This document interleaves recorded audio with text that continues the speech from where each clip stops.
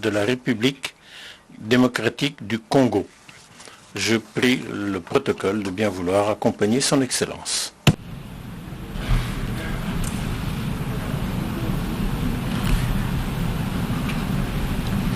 On behalf of the General Assembly, au nom de l'Assemblée générale, j'ai l'honneur de souhaiter la bienvenue à son Excellence Félix Antoine Tshisekedi Tshilombo, président de la République démocratique du Congo, et je l'invite à s'adresser à l'Assemblée. Excellence, à vous. Président de l'Assemblée générale des Nations unies, Excellences, Mesdames et Messieurs les chefs d'État et de gouvernement, Monsieur le Secrétaire général des Nations unies, Mesdames et Messieurs les chefs de délégation, la tenue de cette 78e session de l'Assemblée générale des Nations unies m'offre l'opportunité de partager avec les États membres de notre organisation la vision et les préoccupations majeures de mon pays, la République démocratique du Congo, face aux enjeux de l'heure dans le monde. Cependant, en avant-propos, je voudrais féliciter son Excellence M.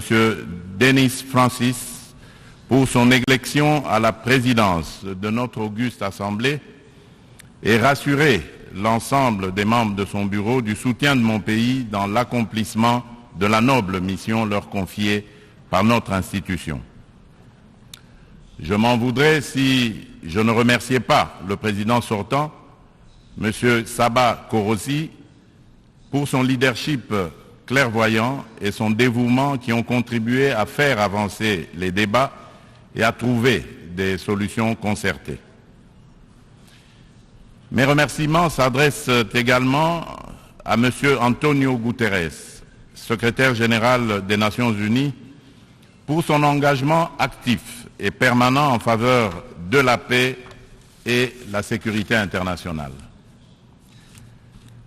Monsieur le Président, pendant que se tient ici à New York cette session, le peuple marocain n'a pas encore fini de pleurer ses victimes ni guéri ses plaies par suite des puissants tremblements de terre survenus dans la nuit de vendredi 8 au samedi 9 septembre en cours, causant la mort de plus de 3000 Marocains, en blessant au moins 5000 et détruisant plusieurs villes et localités du royaume. De même, les Libyens ne sont pas encore sortis des traumatismes des inondations qui ont ôté la vie à plus de 20 000 personnes et provoqué d'énormes dégâts matériels le dimanche 10 de ce même mois. Le peuple congolais salue la mobilisation de la communauté internationale pour secourir ces peuples frères du Royaume du Maroc et de la Libye. Il leur exprime toute sa compassion et sa solidarité et souhaite une prompte guérison à tous les blessés de ces deux calamités naturelles. Monsieur le Président, au-delà de déplorer ces calamités naturelles, l'actuelle session de l'Assemblée générale se tient à une période exceptionnelle de notre histoire où le monde est confronté à des situations graves qui menacent l'existence même de la nature humaine. À la guerre en Ukraine qui entraîne la crise alimentaire, marquée par une flambée des prix et une pénurie de denrées de première nécessité, s'ajoute l'aggravation des effets du réchauffement climatique, des conflits armés qui continuent à faire rage ci et là. Ces crises qui se renforcent mutuellement mettent au défi le système multilatéral et la coopération internationale. Or, maintenir la paix et la sécurité internationale, garantir la justice et les droits humains, favoriser le progrès social, instaurer les meilleures conditions de vie, sont en effet des vœux unanimes et intemporels de tous les peuples du monde qui doivent par conséquent demeurer au centre de notre action collective suivant une approche réellement multilatérale et inclusive. Nous sommes interpellés à travailler ensemble en vue de répondre à ces défis qui sont de portée existentielle. C'est pour cette raison fondamentale que je salue la pertinence du thème central annuel de cette session, intitulé « Rétablir la confiance et raviver la solidarité mondiale, accélérer l'action menée pour réaliser le programme 2030 et les objectifs de développement durable en faveur de la paix, de la prospérité, du progrès et de la durabilité pour tous. » Cette thématique place les valeurs de solidarité et de confiance au cœur des facteurs de la relance et l'accélération des solutions aux défis mondiaux étroitement imbriqués afin que faire progresser la paix, la sécurité et le développement durable. Ces deux valeurs prennent tout leur sens dans le contexte de crise que nous vivons aujourd'hui. À ce sujet, il est essentiel de rappeler qu'à mi-chemin vers l'atteinte des ODD en 2023, sous l'effet conjugué des catastrophes climatiques, des conflits récurrents, de la récession économique et des effets persistants de la pandémie de Covid-19, les inégalités et la pauvreté se sont aggravées. La faim et la malnutrition sont en augmentation. Les besoins humanitaires et les déplacements de population atteignent des niveaux records. Et les catastrophes climatiques et environnementales plongent le monde dans un risque systémique et existentiel des plus graves. Pour venir à bout de ces fléaux qui sont des menaces réelles à la paix et à la sécurité internationale, ainsi qu'un obstacle majeur à la prospérité et au progrès des nations, il est évident que la mutualisation des énergies et une approche multilatérale dans la confiance réciproque et la solidarité sont des atouts majeurs et indispensables. Monsieur le Président, le maintien de la paix et de la sécurité internationale constitue le fondement et l'objectif primordial de la création de l'Organisation des Nations Unies. Ceci requiert plus de détermination et d'engagement de tous face à toute menace contre la paix et la sécurité dans le monde. Les peuples africains ne comprennent pas souvent l'attitude équivoque, la politique de 2 poids, 2 mesures, les ambiguïtés et atermoiements de notre organisation, plus particulièrement de son Conseil de sécurité, dans certaines crises politiques et sécuritaires qui sévissent en Afrique, parfois depuis plusieurs décennies. C'est le cas notamment de la crise oubliée du Sahara occidental qui déchire 2 pays frères, l'Algérie et le Royaume du Maroc, et dure depuis plusieurs décennies. C'est aussi le cas de celui du Mozambique, victime d'attaques terroristes meurtrières depuis environ une décennie dans la province de Cabo Delgado. C'est la situation en Afrique de l'Ouest, dans la région sahélo-saharienne, où les troupes des Nations Unies se retirent, laissant derrière elles le souvenir de l'inachevé, alors qu'elles incarnaient tous les espoirs de libération des peuples des pays concernés des griffes du djihadisme. La République du Soudan n'en fait pas exception. Elle s'enlise dans une guerre civile meurtrière, opposant depuis l'année dernière les militaires fidèles au président Abdel Fattah al-Burhan aux forces paramilitaires de soutien rapide qui sont sous le commandement du général Mohamed Hamdai Dagalo. Cette guerre a déjà causé beaucoup de morts et d'importants dégâts matériels. La communauté internationale est quasiment indifférente à la tragédie soudanaise. C'est ici le lieu d'aborder une question d'une importance capitale pour la République démocratique du Congo et pour la consolidation de la paix dans notre région. Il s'agit du retrait de la mission de l'Organisation des Nations Unies pour la stabilisation en République démocratique du Congo, la MONUSCO en sigle, de notre territoire. Après plus de 2 décennies de présence, il est temps pour notre pays de prendre pleinement son destin en main et de devenir le principal acteur de sa propre stabilité. Nous sommes reconnaissants envers la communauté internationale et les Nations Unies pour leur soutien et leur partenariat, mais nous sommes également conscients que le retrait progressif de la MONUSCO est une étape nécessaire pour consolider le progrès que nous avons déjà réalisé. Cependant, il est à déplorer que les missions de maintien de la paix déployées, sous une forme ou sous une autre, depuis 25 ans en République démocratique du Congo, n'aient pas réussi à faire face aux rébellions et conflits armés qui déchirent ce pays et la région des Grands Lacs, ni à protéger les populations civiles.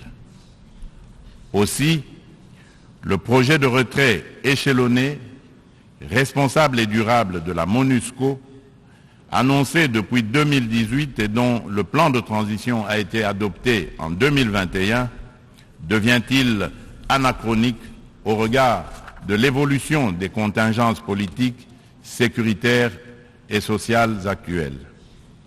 Il est donc illusoire et contre-productif de continuer à s'accrocher au maintien de la MONUSCO pour restaurer la paix en République démocratique du Congo et stabiliser celle-ci. Par ailleurs, l'accélération du retrait de la MONUSCO devient une nécessité impérieuse pour apaiser les tensions entre cette dernière et nos concitoyens. Il est temps pour mon pays d'explorer de nouveaux mécanismes de collaboration stratégique avec les Nations Unies, davantage en phase avec nos réalités actuelles. C'est pourquoi, en ma qualité de garant constitutionnel de l'intégrité territoriale, de la souveraineté et de l'indépendance de mon pays, de la bonne tenue de notre nation ainsi que du bien-être de mes concitoyens, j'ai instruit le gouvernement de la République d'entamer des discussions avec les autorités onusiennes pour un retrait accéléré de la MONUSCO de la République démocratique du Congo, en ramenant le début de ce retrait progressif de décembre 2024 à décembre 2023.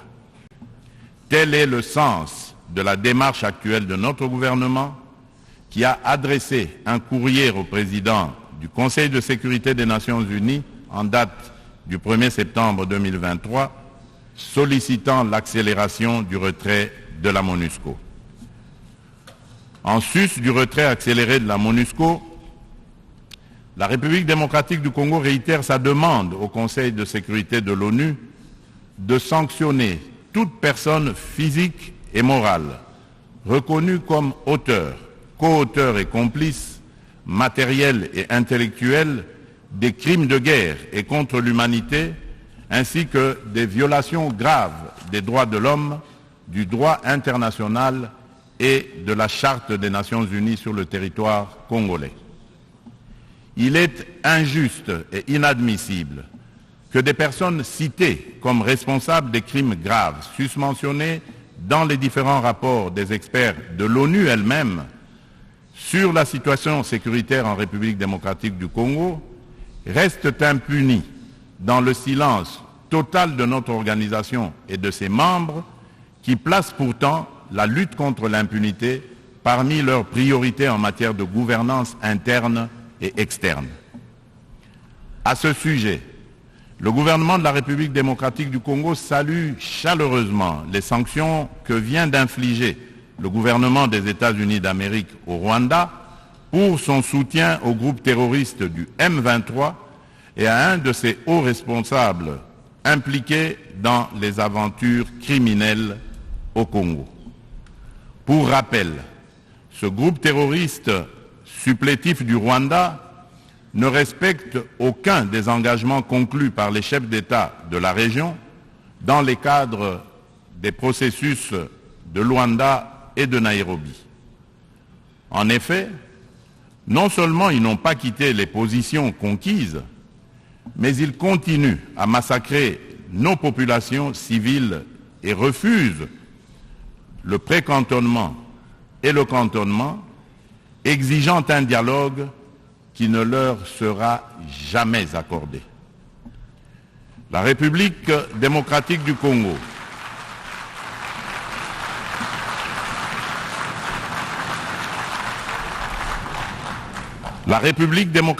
Congo espère que les autres États suivront ce bon exemple montré par les États-Unis d'Amérique de soutien à la lutte commune contre l'impunité et au triomphe des idéaux de justice et de solidarité entre les peuples. Le gouvernement congolais attend de la prochaine réunion du Conseil de sécurité qu'il accorde une attention toute particulière à sa requête et qu'il soit constructif dans la gestion du processus délicat et laborieux de paix dans notre pays.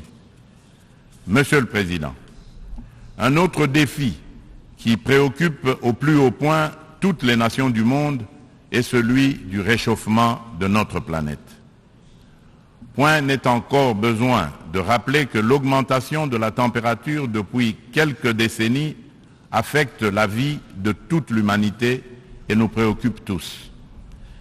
Cependant, force est de relever qu'en dépit des proclamations de foi des pollueurs en faveur de l'arrêt de l'émission des gaz à effet de serre, de multitudes de forats organisés à travers le monde pour combattre ce fléau, dont les 27 COP, conférence des pays membres de la Convention de l'ONU pour la lutte contre les changements climatiques, et de multiples résolutions et recommandations adoptées à ces différentes instances, le réchauffement de la planète est loin de se maintenir à 1,5 degré Celsius.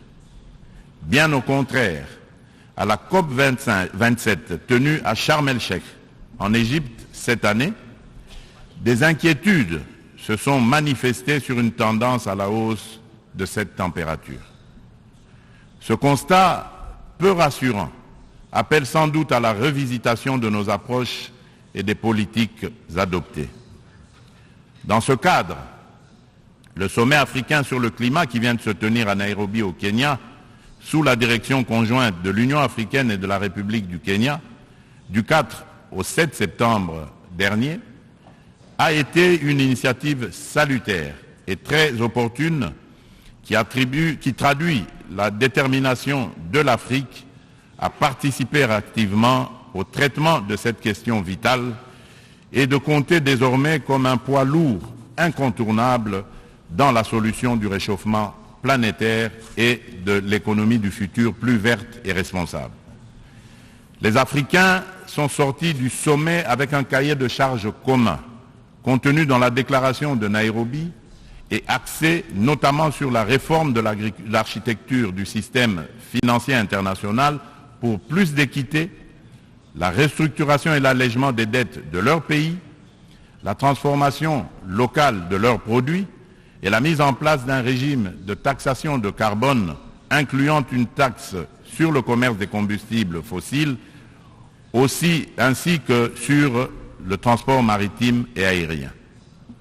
Ils ont rappelé également aux riches pollueurs un engagement pris en 2009, mais non encore honoré jusqu'à ce jour, de fournir 100 milliards de dollars américains en financement climatique.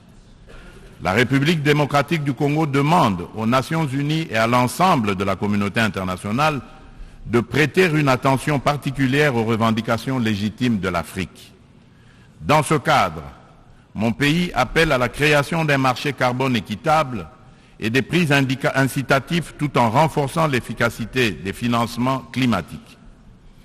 Il espère une opérationnalisation rapide de l'article 6 de l'accord de Paris et soutient l'idée des partenariats mutuellement bénéfiques entre l'État et les secteurs publics. C'est dans la même logique que la République démocratique du Congo réitère sa disponibilité de coopérer avec tout partenaire, public ou privé, pour mettre en valeur ces minerais stratégiques en vue de la transition écologique et a pris des engagements courageux, notamment ceux de consacrer 30% de la superficie de son territoire national à la préservation de la biodiversité et de déposer une contribution prévue déterminée comportant des mesures d'atténuation axées sur 4 secteurs prioritaires: l'agriculture, les forêts, l'énergie et les transferts de technologies, ainsi que des mesures d'adaptation. Monsieur le Président, le multilatéralisme et le respect d'un système mondial fondé sur des règles ont soutenu la paix, la sécurité, la santé et la prospérité dans de vastes parties du monde depuis 78 ans. Les Nations Unies incarnent ces principes et restent un acteur indispensable pour faire face aux menaces existentielles contemporaines, qu'il s'agisse de la crise alimentaire actuelle, du changement climatique, du terrorisme, ainsi que des pandémies et de la prolifération nucléaire. Aucune de ces menaces mondiales critiques ne peut être résolue par des nations agissant seules, aussi puissantes soient-elles. Tout cela exige une coopération multilatérale. Pour conserver la confiance de la communauté internationale, l'Organisation des Nations Unies doit montrer qu'elle est capable de s'adapter au temps présent et de relever avec efficacité et responsabilité les défis d'aujourd'hui. Aussi, pour donner un nouveau départ au multilatéralisme, la réforme de la Charte des Nations Unies sur les points clés, Conseil de sécurité, veto, chapitre 7, recours à la force, est-elle indispensable, mais ne serait pas suffisante. Les chantiers ne manquent pas. La coordination et la coopération entre les différentes institutions et agences des Nations Unies sont imparfaites. Des problèmes globaux sont abordés plusieurs fois dans différentes enceintes, sous des angles différents, de façon contradictoire, d'autres ne le sont jamais, nulle part. Chaque bureaucratie internationale entend persévérer dans son être.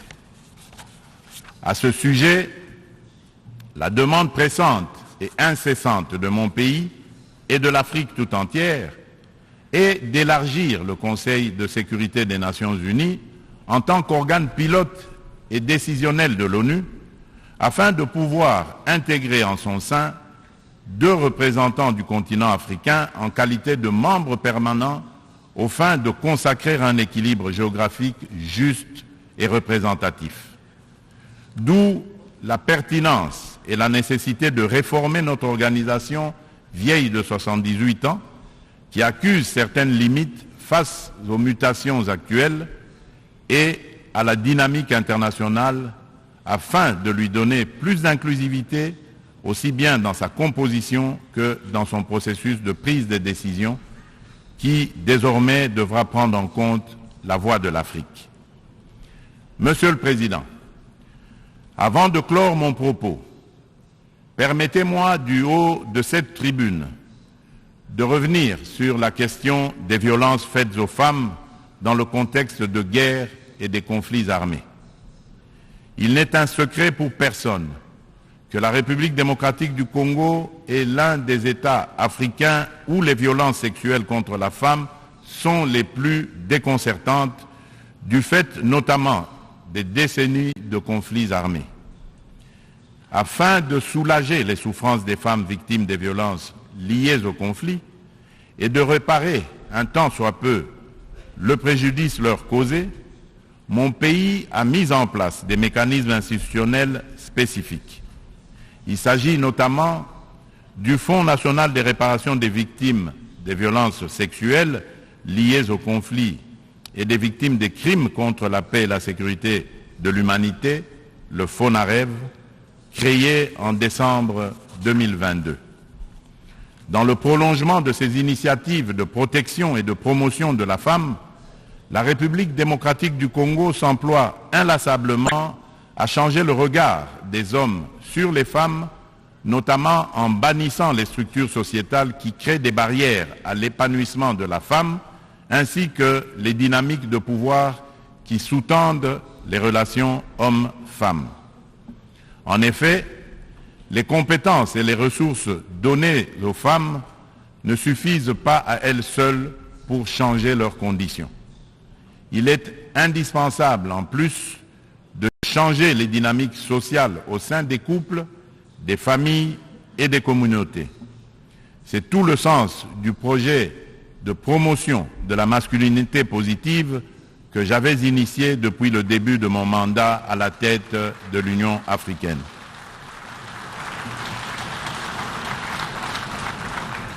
Monsieur le Président de l'Assemblée générale des Nations unies, Excellences, Mesdames et Messieurs les chefs d'État et de gouvernement, Monsieur le Secrétaire général des Nations unies, Mesdames et Messieurs les chefs de délégation, pour conclure, je voudrais confirmer une fois de plus qu'à la fin de cette année, des élections générales seront organisées en République démocratique du Congo dans les institutions à mandat électif jusqu'au niveau des communes.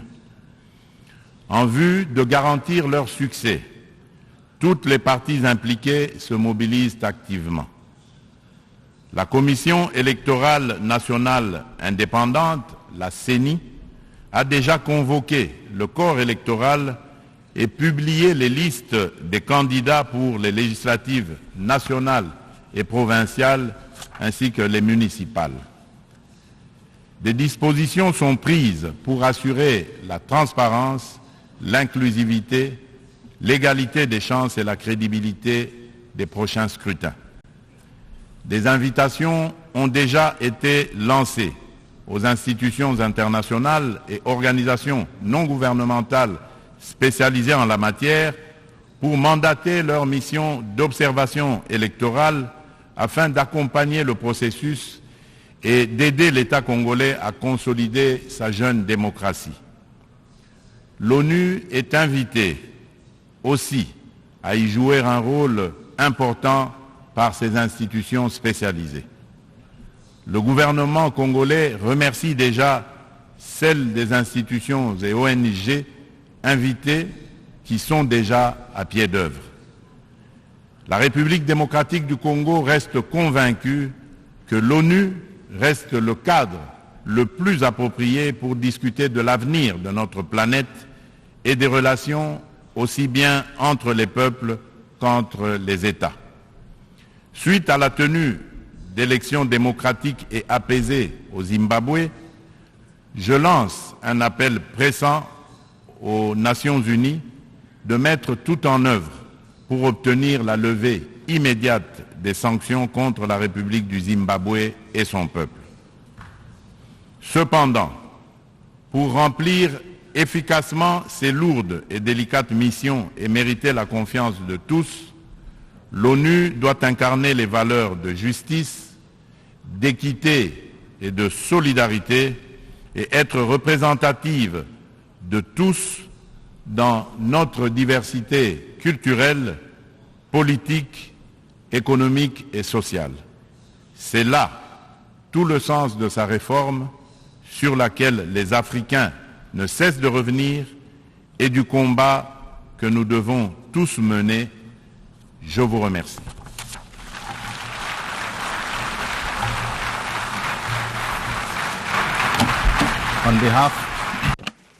Au nom de l'Assemblée, je tiens à remercier le président de la République démocratique du Congo de l'allocution qu'il vient de prononcer. Je prie le protocole de bien vouloir accompagner son Excellence.